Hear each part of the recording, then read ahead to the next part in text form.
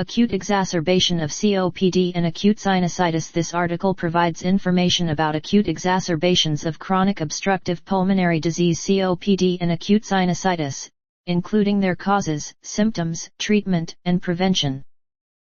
1. Introduction. This article provides information about acute exacerbations of chronic obstructive pulmonary disease COPD and acute sinusitis, including their causes, symptoms, treatment, and prevention. Acute exacerbation of COPD. Acute exacerbation of COPD causes. COPD is a chronic inflammatory condition of the airways, often caused by cigarette smoking. Acute exacerbations are usually triggered by respiratory infections, including viral and bacterial infections. These exacerbations lead to a significant worsening of symptoms such as shortness of breath, increased coughing, and thicker, discolored sputum.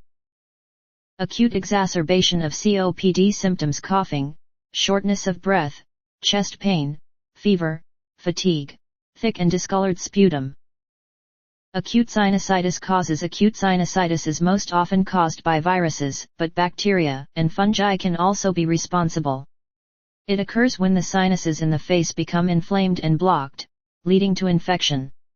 Symptoms: nasal congestion, runny nose, headache, facial pain, fever, fatigue. Treatment for acute exacerbation of COPD: antibiotics. If a bacterial infection is identified, antibiotics are used to treat the infection. Bronchodilators. Bronchodilators are medications that help open the airways, relieving shortness of breath. Cough suppressants. Cough suppressants can help reduce the frequency and intensity of coughing. Treatment for acute exacerbation of COPD. Addressing underlying causes. Quitting smoking is crucial for preventing future exacerbations and improving lung health. Oxygen therapy. In severe cases, supplemental oxygen may be needed to improve breathing. Treatment for acute sinusitis. Nasal sprays. Nasal sprays containing decongestants help to relieve congestion and drainage. Pain relievers and fever reducers. Over-the-counter medications like ibuprofen or acetaminophen can help manage pain and fever. Antibiotics. Antibiotics are prescribed if a bacterial infection is suspected. Treatment for acute sinusitis. Antifungal medications. Antifungal medications are used in cases of fungal sinusitis. Nasal corticosteroids. Nasal corticosteroids can help reduce inflammation in the sinuses. Preventing acute exacerbation of COPD. Quit smoking. Smoking is a major contributor to COPD and exacerbations. Avoid irritants. Minimizing exposure to dust, fumes, and air pollution can help prevent triggers. Annual flu vaccination. The flu vaccine can significantly reduce the risk of flu-related exacerbations. Preventing acute exacerbation of COPD. Good hand hygiene. Regularly washing hands helps prevent the spread of respiratory infections. Pneumonia vaccine. The pneumonia vaccine can also help protect against infections that can trigger exacerbations.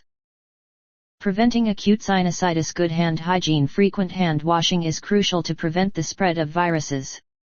Avoiding close contact with sick individuals. Limiting contact with people who are ill can help prevent infection. Staying hydrated. Drinking plenty of fluids helps thin mucus and promote drainage. Preventing acute sinusitis. Using a humidifier. Humidifiers can add moisture to the air, which can help prevent sinus dryness and irritation. 5.1 Administration. Alosip is administered intravenously. Slow intravenous administration helps minimize patient discomfort and reduce vein irritation. Children. The average infusion time is 60 minutes.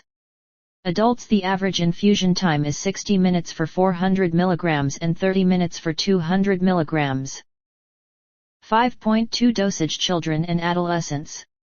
Cystic fibrosis. The recommended dose is 10 mg/kg body weight, 3 times daily, up to a maximum of 400 mg per dose, for 10 to 14 days including the transition to oral therapy. 5.2 Dosage. Complicated urinary tract infections and pyelonephritis. The recommended dose is 6 mg/kg body weight, 3 times daily, up to a maximum of 400 mg per dose, for 10 to 21 days including the transition to oral therapy. 5.2 Dosage. Cystic fibrosis. The recommended dose is 10 mg/kg body weight, 3 times daily, up to a maximum of 400 mg per dose, for 10 to 14 days including the transition to oral therapy. 5.2 Dosage: complicated urinary tract infections and pyelonephritis. The recommended dose is 6 mg/kg body weight, 3 times daily, up to a maximum of 400 mg per dose, for 10 to 21 days including the transition to oral therapy. Note: 5.2 Dosage: the information provided in this article is for general knowledge and should not be considered medical advice. Consult a doctor before using any medication. Dosage and duration of treatment may vary depending on the individual patient and their specific needs.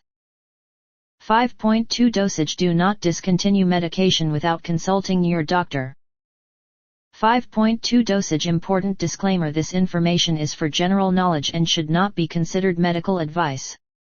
Always consult with a healthcare professional for any health concerns or before making any decisions related to your health or treatment.